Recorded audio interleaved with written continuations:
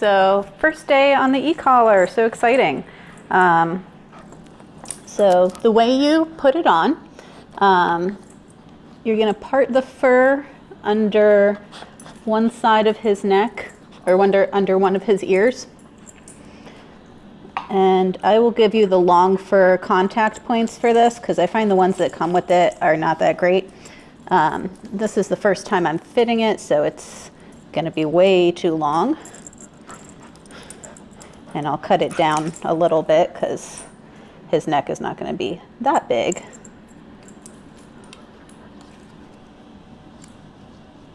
Okay. There we go. So it should be fairly tight because you're never going to be attaching a leash to this collar. So it's not going to be pulling on his neck, but it needs to be tight so it doesn't lose contact with the skin. That's going to be one of the biggest, most common mistakes that people make is they think the e-collar is not working, but it's actually the dog has scratched the collar or shake their head. It's not on tight enough, whatever. And so the receiver on the neck loses contact. It's touching fur rather than skin. So, free. So since he understands the yes word, that's all we're going to do. We're just going to associate the lowest level that he can detect with yes coming to me. So yeah, there's nothing happening right now. He's just scratching it because it's new and different. So we'll fix your slip lead. Sweet baby. Okay, so we're going to find the correct level for him. Most dogs work at a pretty low level inside. Might have to go a little bit higher outside, but for now we're still in the teaching phase, so we're going to keep it pretty easy. So I'll start at a 2. And I'm gonna just wait for him to get a little distracted.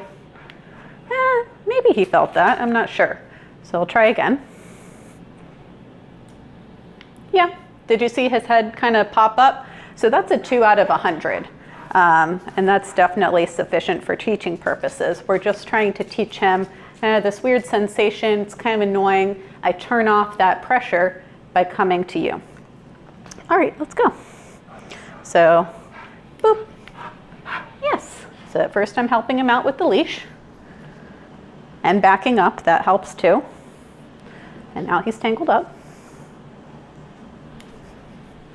Yes. So right now he has no idea what that sensation means, we're teaching him.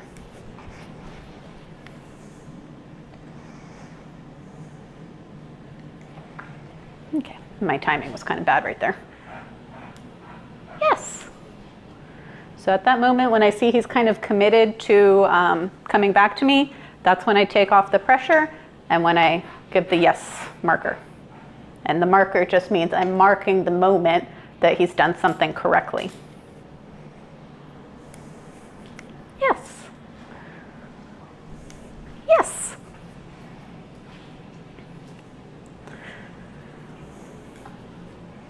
Yes. And I'm trying to raise my hand when I do the e-collar just so you can see what I'm doing. But you don't have to do that yes while you're actually training him. Yes. Unless he was really far away, the way to get the full range on this, it's a ½ mile. Hopefully your dog never gets a ½ mile away from you, but you can hold it up in the air so the antenna gets a better signal. But that's more of an emergency situation. Yes. Okay. I think that's good. He just, he's getting it. All right, you want to do some leave it?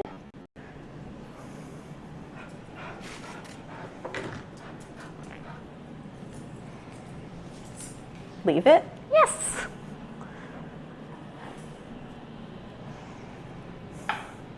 He's like, nope, I don't want that anymore.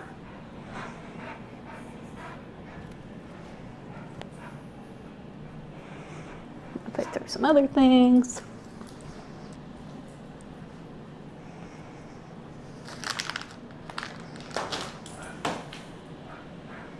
Leave it. Yes.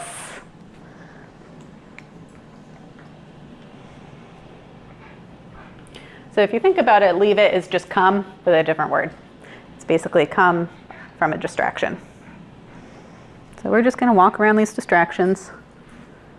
Leave it. Yes.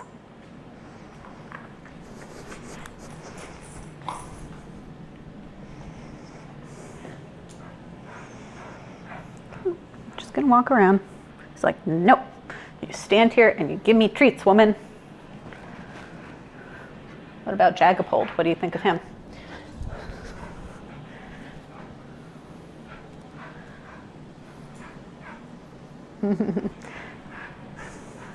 Leave it. Yes.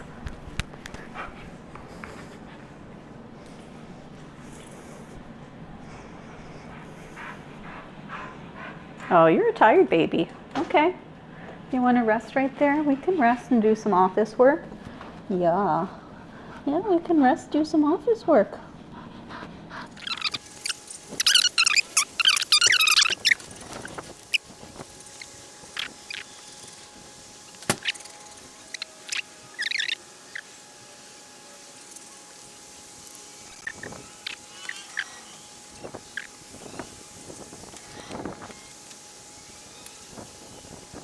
All right, so Charlie was just a champ there, just watching those people and not reacting at all, just being a good boy. I just felt a little bit awkward talking to myself in front of these people just getting their groceries in the house. So I wanted to go over a couple leash walking do's and don'ts. So holding the leash, you want to keep most of it in the hand that's opposite the dog, and then just hold your other hand naturally. Give the dog about a foot of leash for my height and the dog's height. Might be different for you, might be different for the kids. So basically, I'm just holding my hands naturally, but with enough room on the leash between my hand and the dog that it can be loose. But he has enough latitude. I'll loosen it so he can go down, because that's a good boy thing to do. Enough latitude that he can be comfortable, but tight enough that if he gets out of this heel position, then he would feel the leash. So when we're walking in that organized heel position, which is what I would recommend, because it avoids a lot of problems with leash walking, let's go. You just get up and go. You don't need to convince the dog, you just start walking. And the other thing too, I keep everything about my body language the same so that the dog adapts to me rather than the other way around. What I see a lot of people doing is dog gets ahead and they kind of go like that. They let their arm out. That's a really good way to teach your dog to pull, because they learn, oh, okay, it's not actually a foot or whatever, however long of a leash they have. There's actually an extendable leash here because you have an extra 2 feet or so, or however long your arm is. The other thing too, when you're walking to heel, he has a little trouble turning around so far, but he's great at actually walking. You want to make sure that you're giving him breaks. Oh, he's tired right now. So that he can go potty and sniff and stuff.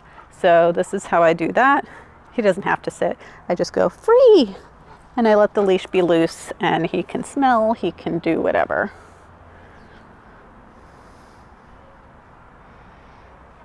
I'm waiting to see if he's going to do his little naughty thing that he does sometimes. No, you're too tired to be naughty. You just want to take a nap. Okay.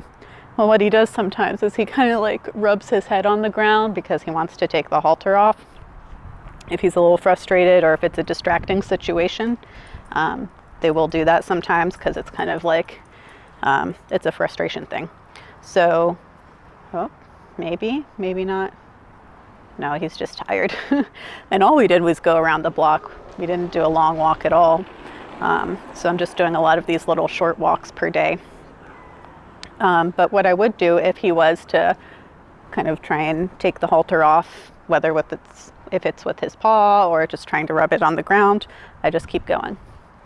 And he follows. He understands that when he sees your back, then he better follow because you're going to go without him. And it's great that you took him for training so young because he's got that natural instinct. He doesn't want to be away from the pack. He wants to be right with you.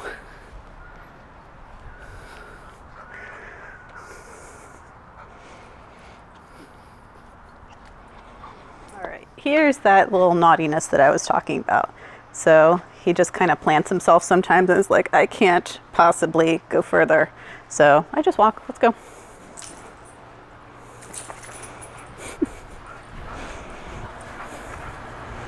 So when you don't make a big thing of it, it's just, oh, there's really no other option. She's gonna go whether I'm with her or not. Then it just kind of goes away. It's not a big deal. Good boy.